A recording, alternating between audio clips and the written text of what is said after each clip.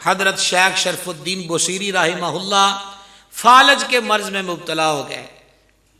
عالم بھی تھے، کمال درجے کے شاعر بھی تھے.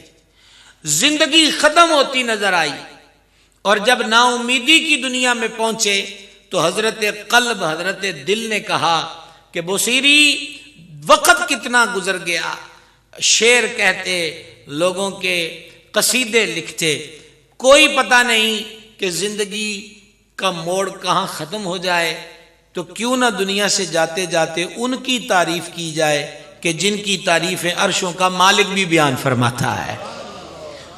تو انہوں نے پھر اس وقت اس حالت میں قصیدہ لکھا، مولا یا صلی وسلم دائماً ابدا. دیکھیں ان کو کتنی مقبولیت حاصل ہوئی کہ کوئی پنجابی ہو، کشمیری ہو، سندھی ہو، بلوچی ہو، عربی ہو، عجمی ہو، شرقی ہو، غربی ہو، ہر ایک کی زبان پر یہ قصیدہ ہے جو عربی زبان کے اندر ہے.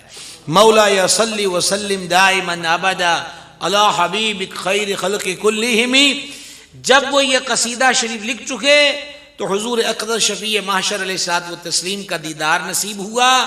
فرمایا شرف الدین وہ قصیدہ ہمیں بھی سناؤ. پتہ چلا حضور غلاموں سے بے خبر نہیں ہے. اگر اس حالت میں بھی کسی نے مدینے کے چاند کو یاد کر لیا تو وہ دستگیری کو پھر بھی پہنچ جاتے ہیں. سناؤ اب کتنی ان کی بخت بری ہے کہ وہ خود حضور کے سامنے اپنا لکھا قصیدہ سنا رہے ہیں. جان عالم علیہ السلام ان سے سن کر خوش ہو رہے ہیں. اور جب وہ اپنا کلام مکمل کر چکے، هو الحبیب الذی ترجع شفاعته لکل حول من الاحوال مقتحم. رحمت عالم علیہ السلام نے اپنی چادر مبارک ان کے وجود پہ ڈال دی. اور بردہ چادر کو کہتے ہیں، اس لیے اس قصیدے کا نام ہو گیا قصیدہ بردہ شریف، چادر والا قصیدہ. چادر کس کی؟ رحمت عالم علیہ السلام کی. صبح آنکھ کھلی، وجود ٹھیک تھا، فالج دور ہو چکا، گھر خوشبوؤں سے مہک رہا تھا، آنکھوں میں چاندنی تھی، دل میں نور اور سرور تھا، گھر جنت کا منظر پیش کر رہا تھا. سبحان اللہ الکریم، سبحان اللہ الکریم. یہ فرانس کے ملعون کیا جانے کہ جمال مصطفیٰ کیسا ہے. ان کو کیا خبر کہ حسن مصطفیٰ کی کیفیت کیا ہے. ان کو کیا خبر کہ خد و خال محبوب کا عالم کیا ہے. ایک اور دربار رسالت میں محبوب کا پسندیدہ نعت گو شاعر عرض کرتا ہے، وَأَحْسَنُ مِنْكَ لَمْ تَرَ قَطُّ عَيْنِي. جانے جہاں میری آنکھ نے آپ جیسا حسین دیکھا ہی نہیں ہے. وَأَجْمَلُ مِنْكَ لَمْ تَلِدِ النِّسَاء.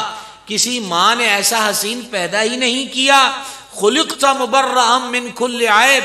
حضور اللہ نے آپ کو ہر عیب سے پاک پیدا کیا ہے. كَأَنَّكَ قَدْ خُلِقْتَ كَمَا تَشَاءُ. یوں لگتا ہے جیسا آپ چاہتے تھے، آپ کے رب نے آپ کو ویسا بنا دیا ہے. تو جان عالم علیہ السلام کا دیدار، وجود ٹھیک ہو گیا، گھر مہک رہا ہے. سبحان اللہ. اب کچھ وقت گزرا تو دستک ہوئی، حضرت خود تشریف لے گئے اور نوبارد شخص نے کہا شرف الدین بصیری سے ملنا. کہا میں ہی ہوں. کہا کہ مجھے آپ سے ایک کام ہے. کہا کہیے. کہا وہ قصیدہ مجھے ایک کاپی دے دیں اس کی.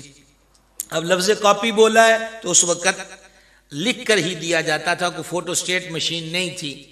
تو ایک کاپی اس کی مجھے بھی دے دیں. فرمایا کون سا قصیدہ؟ کہا وہی جس میں شعر ہے مولا یصلی وسلم دائماً ابدا. حضرت حیران ہو گئے کہ میرے کمرے کی بات ہے، وہ فیس بک تو نہیں ہے نا کہ ابھی شیئر کی اور 500 بندوں نے پڑھ لی.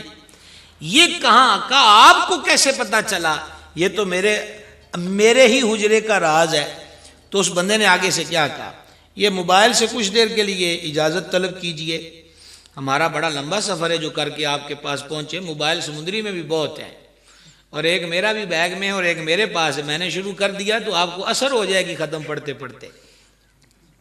سمجھ آ رہی ہے بات کی؟ سنیے گا. گزارش یہ کرنے لگا تھا کہ فرمایا کہ تمہیں کس نے بتا دیا؟ تو وہ کہنے لگا کہ رات آپ نے حضور کو نہیں سنایا؟